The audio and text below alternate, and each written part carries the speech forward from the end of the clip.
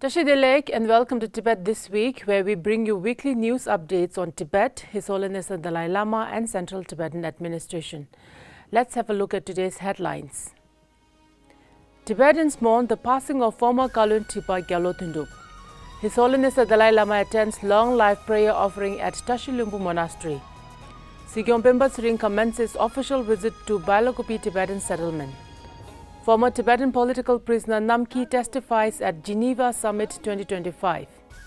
Tibetan-Chinese Alliance Conference urges Australian government to pressure PRC in bilateral and multilateral talks. Australia launches Tibetan Youth Leadership and Advocacy training. Tibetans and Japanese observe the 112th anniversary of Reaffirmation of Tibetan Independence Day. Tibetan Parliamentary Delegation concludes visit to Tibetan community in Belgium and France.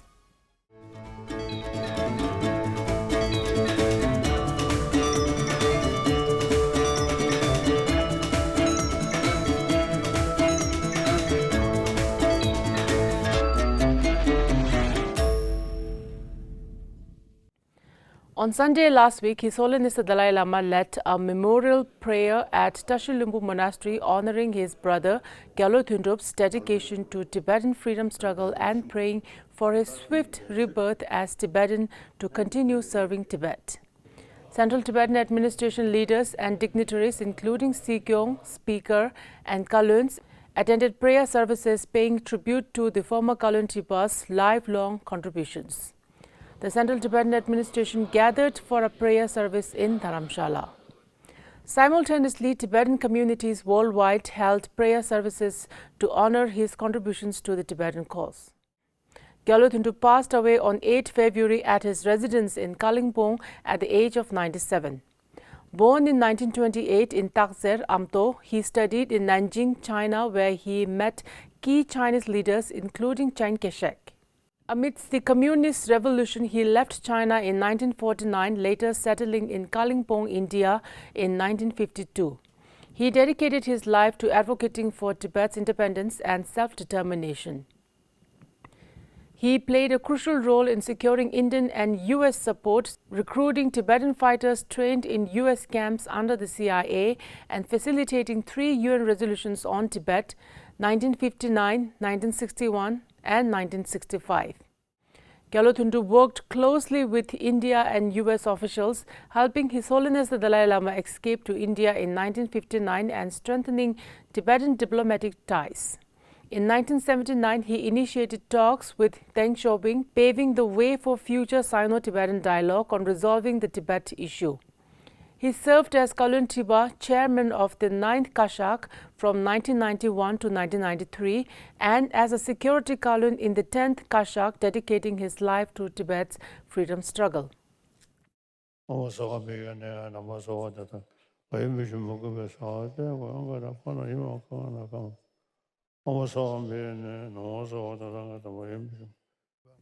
On Thursday morning, His Holiness conferred a White Tara Long Life Empowerment to a large gathering of over 16,000 people at Tashi Lhunpo Monastery in Bylakuppe, Karnataka, India. On Wednesday this week, long life prayers were offered to His Holiness the Dalai Lama at Tashi Lhunpo Monastery. The ceremony featured traditional prayers, offerings and chants for His Holiness the Dalai Lama's long life. Vajra Master Dzigyap Tulku and Tashi Lhunpo monks presented a mandala and sacred items, followed by a long life prayer composed by His Holiness the Dalai Lama's 2 tutors. His Holiness addressed the gathering, expressing gratitude for the long life prayers and acknowledging his deep karmic connection with the monastery and the past Dalai Lamas. The abbot Dzigyap Tulku paid tribute to His Holiness, praising his unwavering dedication to Tibet and all beings despite hardships. To mark his 90th year, the monastery saved the lives of animals, offered a gold and silver statue of Gyalwa Gendu Dup, and presented a 29-volume collection on the lives of the Dalai Lamas. A book honoring His Holiness written by monastery's students was also gifted. During his 2-month stay, His Holiness granted audiences, ordained monks, presided over prayers, and attended a grand debate. The abbot expressed deep gratitude for his support in re-establishing the monastery in exile and prayed for his long life and future visits. On Tuesday this week, Sikyong Tsering arrived in Bengaluru for his official visit to Tibetan settlements in South India, receiving a warm welcome in Bylakuppe from local leaders and community members. On Wednesday, he attended a long live prayer ceremony of His Holiness the Dalai Lama at Tashi Monastery. He later visited Sera May and Sera J monasteries. During the visits, Sikyong highlighted His Holiness the Dalai Lama's lifelong commitment to peace, non-violence and Tibetan identity, urging unity among Tibetans beyond sectarian and political differences. He acknowledged India's support and stressed the need for strong community ties. Addressing growing Chinese propaganda, Sikyong reaffirmed CTA's dedication to democracy and preserving Tibetan culture. On 9 February, former Tibetan political prisoner Namkyi arrived in Geneva to participate in the Geneva Summit 2025 and advocate for Tibet ahead of the 58th UN Human Rights Council session. A 5-day advocacy campaign included meetings with the Office of the United Nations High Commissioner for Human Rights officials, UN permanent missions and special rapporteurs. Ambassadors from both smaller and larger nations expressed support for Tibet, with some pledging discreet diplomatic backing. Namkyi, alongside Swiss representative Tukdenki, head of the advocacy section of the Department of Information and International Relations, and Pinso Topkel, UN advocacy officer, met with the representatives from 6 countries with additional meetings scheduled. The campaign aimed to highlight China's oppression in Tibet and influence future UN policies. The Tibetan-Chinese Alliance Conference was held at Canberra University from 8 to 9 February, focusing on Tibet's middle way approach, China's human rights violations and democratic transformation.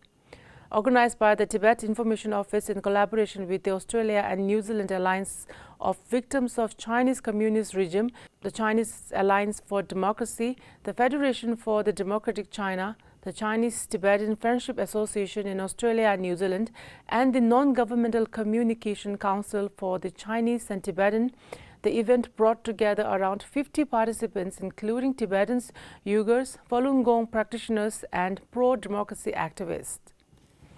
At its conclusion, the conference issued a 7-point appeal condemning China's rights abuses, rejecting CCP's interference in Tibetan religious traditions, and urging negotiations on Tibet. It also called for stronger alliances, sanctions on Chinese officials, and diplomatic pressure for human rights and the release of prisoners of conscience. Participants committed to a larger event for His Holiness the Dalai Lama's 90th birthday. The Australian Tibetan Youth Leadership and Advocacy training kicked off this week at the Karuna Retreat Centre in the Blue Mountains, bringing together 30 young Tibetans from 6 regions across Australia. Organized by Tibet Information Office, the workshop aims to equip participants with leadership skills and connect them with key stakeholders, including the CTA, Tibet support groups, and the local policymakers. CTA spokesperson Tenzin Lekshe delivered the keynote address, urging youth to stay motivated and contribute to the Tibetan cause. Chief guest Councillor Suzy Van Ordorff acknowledged the Garuk and Gundungura lands, highlighting shared struggles between Tibetans and Aboriginal communities and encouraging youth to engage in advocacy and local governance. On Tuesday this week, Tibetans and Japanese supporters gathered at the Shinjuku Historical Museum Hall in Tokyo to observe the 112th anniversary of the 13th Dalai Lama's reaffirmation of Tibetan Independence Day in 1913. The Students for Free Tibet and the Tibetan community in Japan organized an event to enlighten the public about the importance of this historical day and refute the Chinese claim that Tibet has been part of China since ancient times. Representative Dr. Tsawangebo Arya talked about how Tibet has been an independent nation since the ancient times and how the CCP is distorting history to assert its claim on Tibet. He informed them that both Yuan and Qing dynasties were foreign dynasties that conquered China, and that CCP's claim of inheriting Tibet from these 2 dynasties was baseless.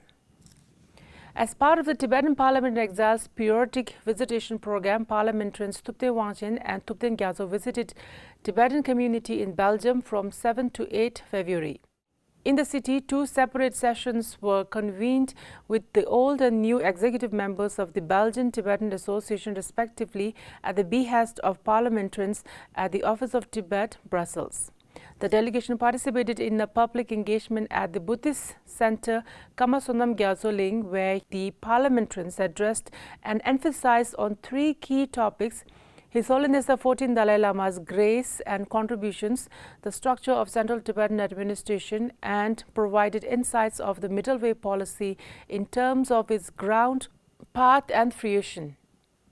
On Tuesday, the delegation concluded their European tour with a visit to France, where they visited the Belgian Tibetan Weekend School in Paris, which serves 199 students, to observe classes and receive a briefing on its operations.